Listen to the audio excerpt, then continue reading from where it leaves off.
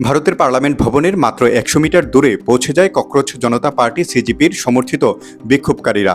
কঠোর নিরাপত্তা, হাজারো পুলিশ সদস্য এবং একের পর এক ব্যারিকেড কোনোটিই থামাতে পারেনি এই জনস্রোতকে। জনমনে প্রশ্ন জেগেছে, কিভাবে ঘটল এই নজিরবিহীন ঘটনা? শুরুতে সিজেপি রাজধানীর দিল্লির যন্তর মন্তরে হাজার হাজার বিক্ষোভকারী জড়ো করেন। বিশাল এ জনসমাগম সামাল দিতেই হিমশিম খেতে হয় দিল্লির পুলিশ ও অন্যান্য নিরাপত্তা সংস্থাকে। ইন্টারনেট বন্ধ এবং কড়া নিরাপত্তা জারি থাকলেও বিক্ষোভকারীদের অগ্রযাত্রা থামানো যায়নি।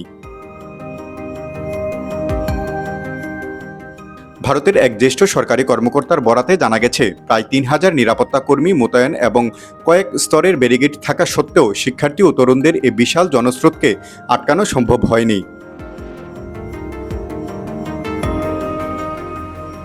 যন্তর মন্তর থেকে রাইসিনা মর্গ হয়ে পার্লামেন্টের দিকে এগিয়ে যাওয়ার সময় শুরুতে তেমন বাধার মুখে পড়েনি। পার্লামেন্টমুখী সড়কগুলোতে ছিল উপচে পড়া ভিড়, সাথে একের পর এক ব্যারিকেড ভেঙে সামনে এগিয়ে যান তারা। পরিস্থিতি নিয়ন্ত্রণের বাইরে চলে গেলে পুলিশ কাঁদানে গ্যাসের শেল নিক্ষেপ করে এবং লাঠিচার্জ শুরু করে। শেষ পর্যন্ত পার্লামেন্ট কমপ্লেক্স থেকে মাত্র ১০০ মিটার দূরে বাস দাঁড় করিয়ে রাস্তা আটকে দেওয়ার চেষ্টা করা হয়। এরপরই বিক্ষোভকারীদের অগ্রযাত্রা থামানো সম্ভব হয়।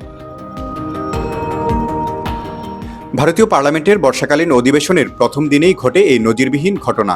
এতে করা নিরাপত্তার মধ্যেও কিভাবে বিক্ষোভকারীরা পার্লামেন্টের এত কাছে পৌঁছে গেলেন তা নিয়ে এখন দেশজুড়ে আলোচনা চলছে।